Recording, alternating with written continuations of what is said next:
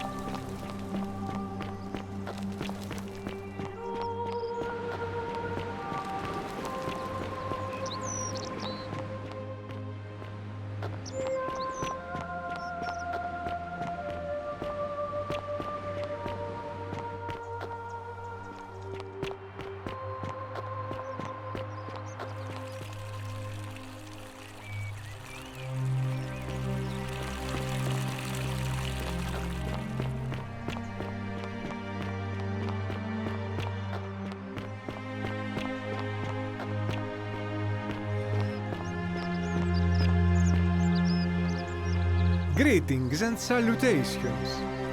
Greetings, I'm Georgius. It gladdens me to see another foreigner in our midst. We must stick together, you and I. My friend, your words intrigue me more and more. But yes, very well, ask me what you will. I knew this day would come.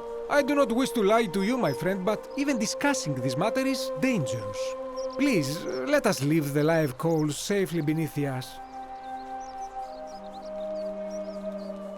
Very well, but the magistrate would not look kindly upon this, so please keep it to yourself. For several months now, I have been sneaking out at night to worship the gods of my ancestors in the temple of Demeter. Each day, I leave offerings of food in the hope that we may have a bountiful harvest, and yet the next day when I return, the food is missing.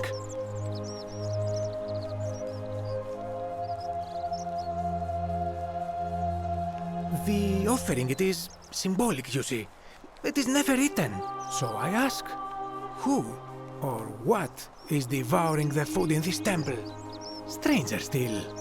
Once I sat in front of my shop like the 100-eyed Argus until dawn to see if I could spot a thief going in. But do you know what I saw?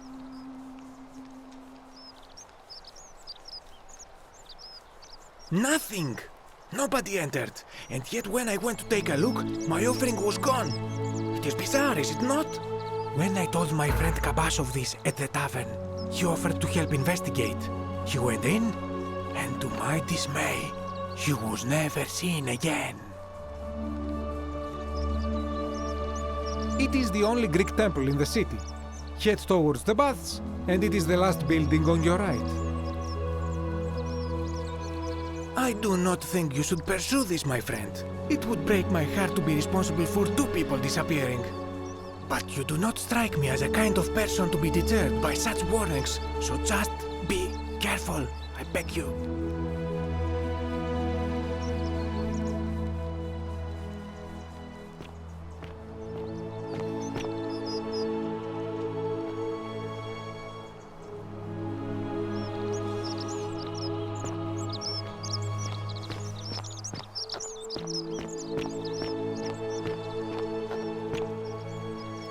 Help! You have to do something! A man arrived in the baths. A real nasty sort, with his face all covered up. And he's got a weapon. You have to do something, or he's gonna break the golden rule.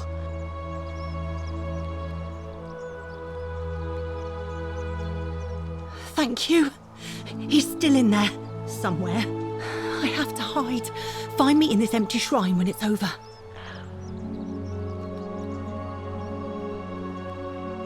What? Why? All right, fine. Come and find me in my bakery instead. Please be careful.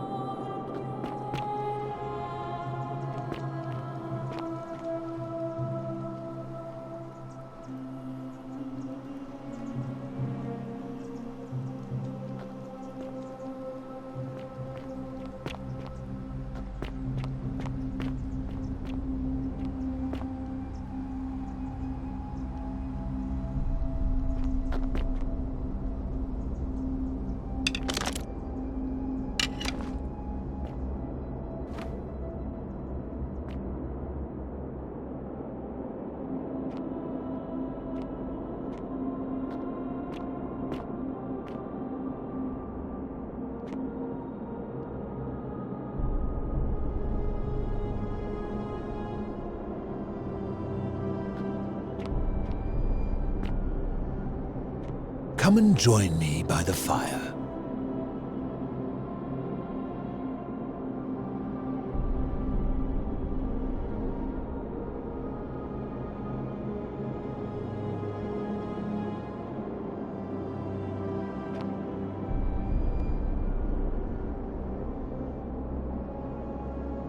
Welcome, welcome. May I ask your name?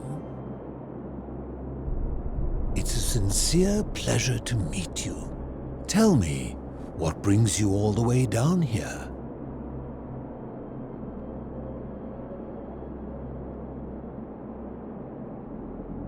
Ah, Kabash. I know this man. He came through here some weeks ago. I will tell you everything I know, but first, a request. I have been living down here alone for many years, with nobody to talk to but myself. The one thing I long for above all else before I die is a good philosophical argument with somebody astute. I'm hoping that person is you. Let us find out with this simple question. Have you deduced the name of the god responsible for the Golden Rule? Excellent. I see you are indeed quite astute. Very few come to that realization before their time in the sun is over. Now, will you join me in a friendly Socratic dialogue? Wonderful. Then let me begin with a question. Would you say you know the difference between right and wrong?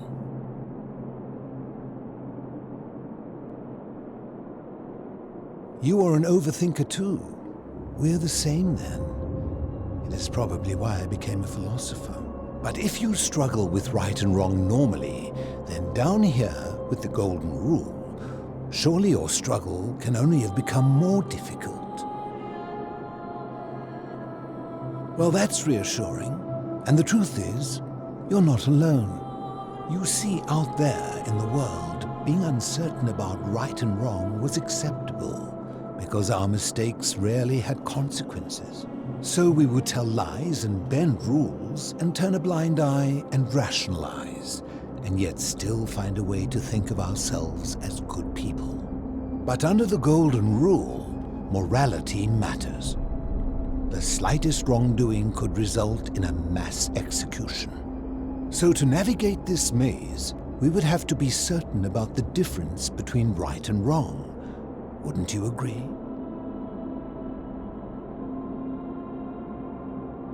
That is an excellent question, and it leads directly to my next line of inquiry.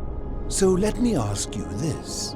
Is there one system of morality which is always perfectly correct, which you could follow in every situation and always do the right thing?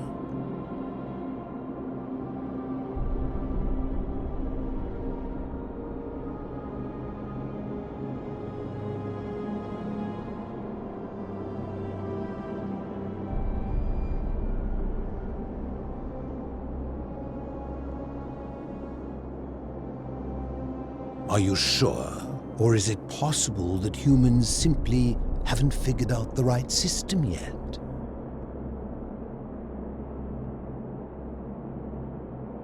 After hundreds of years, and as many great thinkers dedicating their lives to these questions, what hope do we have if our best and brightest haven't been able to answer them?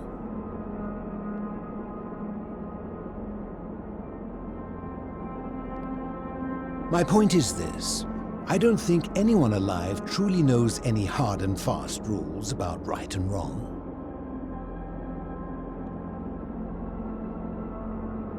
If there is one thing I have observed about rules, it is that virtuous people do not need them, and evil people will always find a way around them. And so we must accept our limitations, and the sad truth that no human society will ever achieve the utopia for which it strives. In mathematics, we would call it an asymptote, a line that can be approached but never reached. Because the only way to create a utopia is with the ever-present threat of force, such as the Golden Rule. This and no other is the root from which a tyrant springs, when he first appears as a protector. And life under tyranny is no utopia at all.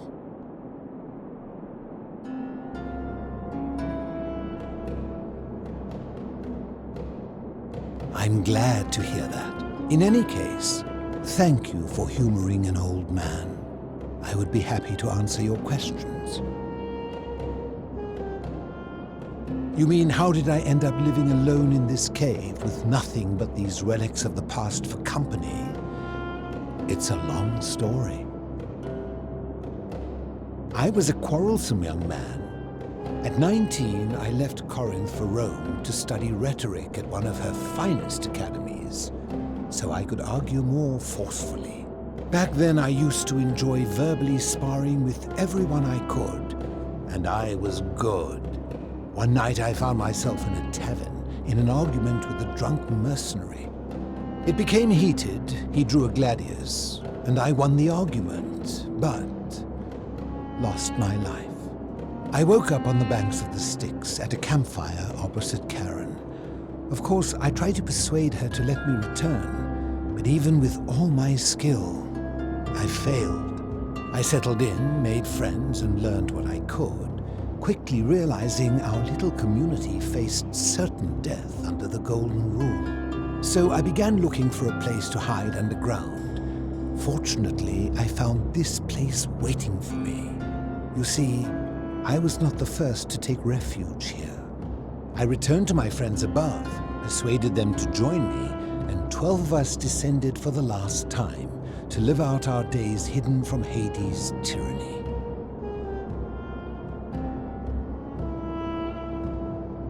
They are one and the same. The Romans call him Pluto, but long before that, my people called him Hades. My generation was wiped out, turned to gold, many years ago.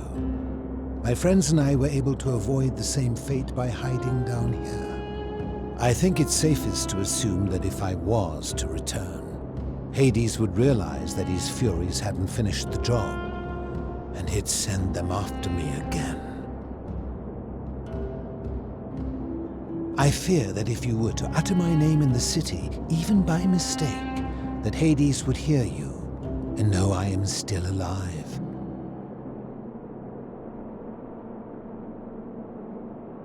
I'm afraid I am the only one left. There were 12 of us in the beginning, but one by one, my friends passed away. Some from malnutrition, others from madness and despair. It has been lonely. Before my unexpected visit from Kabash some weeks ago, I'd not seen another person in many, many years. Living in darkness is not without its challenges. The first challenge is diet. Fortunately, I found that eating fresh fish provides most of the nutrients I need. And sometimes, when there are Greek people living up above, I surface at night and salvage the offerings they've left in the temple of Demeter. The greater challenge is the isolation, so I like to imagine arguments where I argue both sides. But, like so many things in life, arguments are better with a partner. As you wish. Ha! If I did, would I be living like this? Did we not discuss it at length already? Oh, I see. You're toying with me. Ha! I will tell you, but you may find him hostile. To prepare for your encounter, there are certain things you must know. Very few know this, but before the Romans came to this city, it was once entirely Greek. The architecture, the temples, and the people. When the Romans came, in typical fashion, they claimed it as their own, built over everything that could be built over, and renamed the things that could not. Thus, the shrine of Persephone became the shrine of Proserpina. And when they found an obelisk bearing the name Hades, they tore it off and replaced it with Pluto instead. And the city's dwindling Greek residents, witnessing this compulsive Roman conquest, decided to preserve what they could of their heritage. They gathered their art and valuables, secreted them away through the Temple of Demeter, and hid them here, out of reach of the Romans.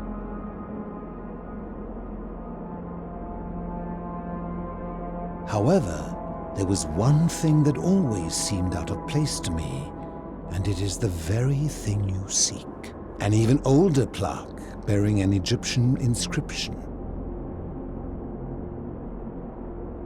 We had no idea until years later, when the first of my friends began to die. As a result of their deaths, we began to dig catacombs branching off from this cavern to lay them to rest. We extended the tunnel so far that we accidentally discovered another, an even older tunnel, which somebody had gone to great lengths to keep hidden. Suddenly it made sense why there was an out-of-place Egyptian plaque among our people's possessions. You see, we proud Greeks had thought the Romans beasts for stealing and corrupting our heritage. But it turns out this game has been going on much longer than any of us imagined. I think it is best you head through the catacombs and follow Kabash's trail. There are certain things you must see for yourself. Take this key. You'll need it to open the gate.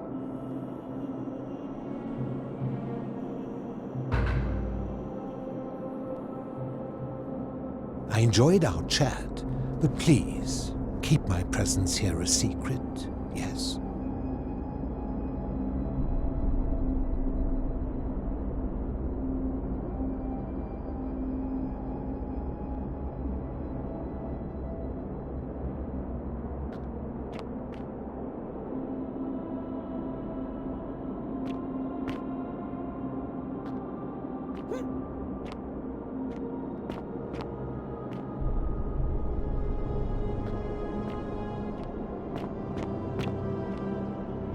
Ah, you've returned.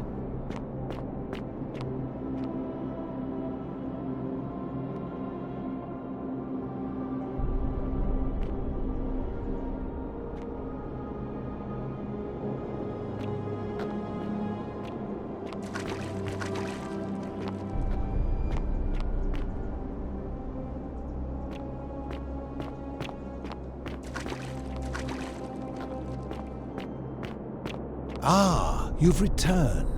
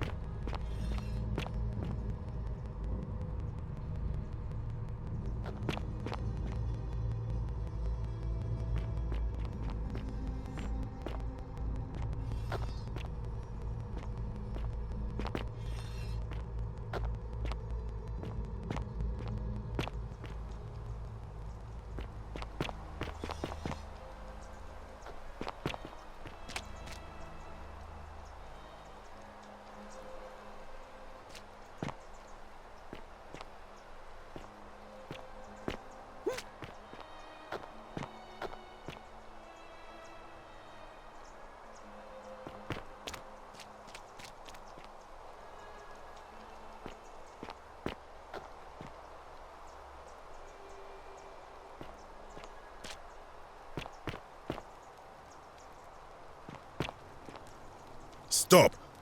Do not come any closer. Who are you?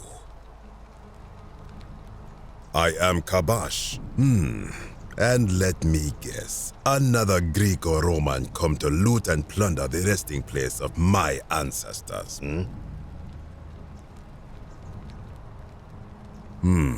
Trousers, boots, curious here. No, I suppose you do not. Then what do you want? To what end? That is welcome news. You really are not Greek or Roman, are you? I was planning to return it myself, but for now, I must remain. Here, take it and restore the honor of Osiris.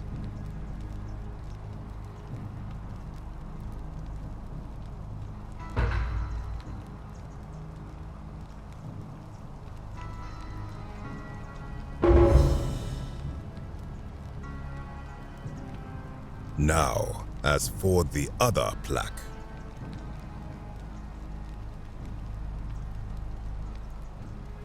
Indeed, I have it right here. I stumbled across a collection of dusty curiosities while searching for a place to hide from the hungry children of Amit, and there it was. You may not. In fact, I am about to destroy it. Because it speaks a treacherous, blasphemous lie. I will tell you, but first, do you know what this place is? And I see you know our history. This is the Duat. See what has become of it. I have been down here for weeks, piecing story. And here is what I have learned. As Egypt declined and the Greeks had their turn to flourish, their souls came here in great numbers. But instead of adopting our ways, they copied and corrupted them. When they found the obelisk bearing the name Osiris, the true god of the underworld, They desecrated it, removing his name and replacing it with Hades. Even the ferryman of the dead, known to my people long before as Kerti, they renamed to Keron. As if that desecration was not enough, they built over this place, using it as the foundation for their own underworld, so that ours was forgotten. My only solace is that the Greeks then suffered the same fate when the Romans rose to power, renaming Hades to Pluto, and the cycle began anew.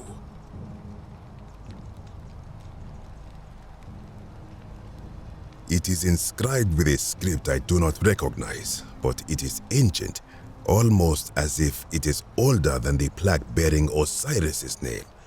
But if that is so, it would imply the gods of Egypt are mere imitations too, copied and corrupted from an ancient people who prospered even before us, and that my people did to them what the Greeks and Romans did to us. But this I cannot accept. I sense a deception. Perhaps it is the work of Set, the usurper, seeking to undermine Osiris once more. You will never know. This work of sacrilege must be destroyed, thrown into the black abyss below in Osiris's name.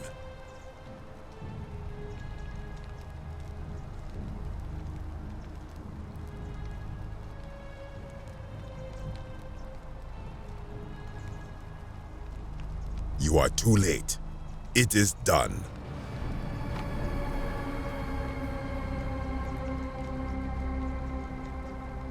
It could not have gone any other way.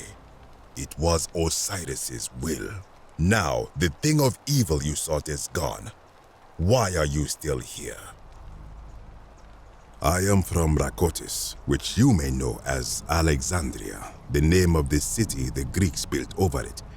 I was a fisherman, like my father before me. Since the Romans had taken over from the Greeks, I took the opportunity to learn Latin, and eventually to Rome. When the fires broke out last year, I tried to help.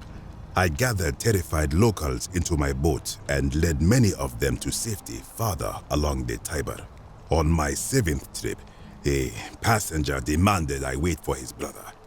But we were full to almost sinking, and smoke was all around us. I told him his brother would have to save himself, and he tried to bribe me by placing a coin into my hand.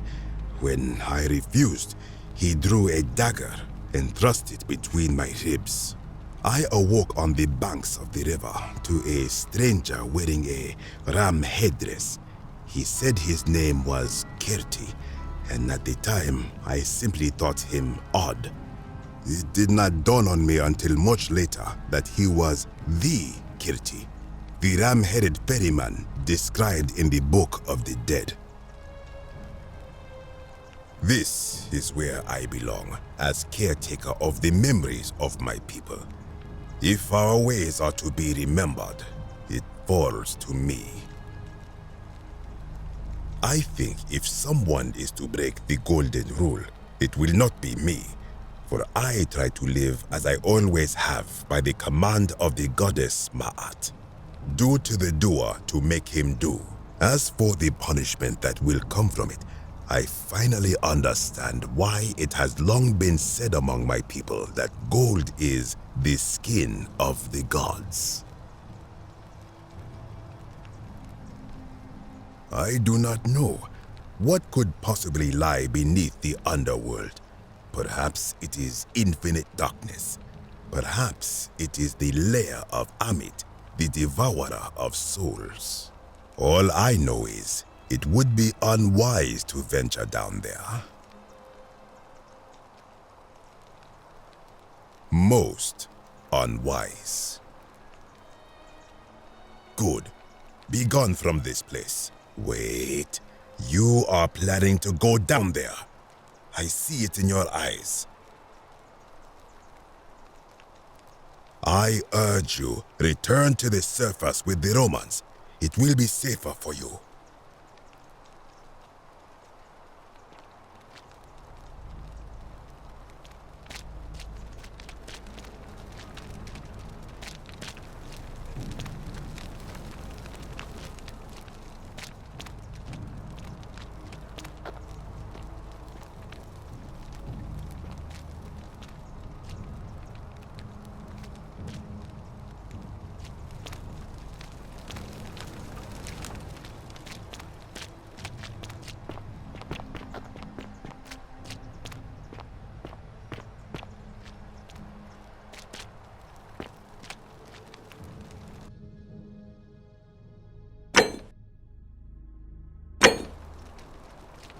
that lamp.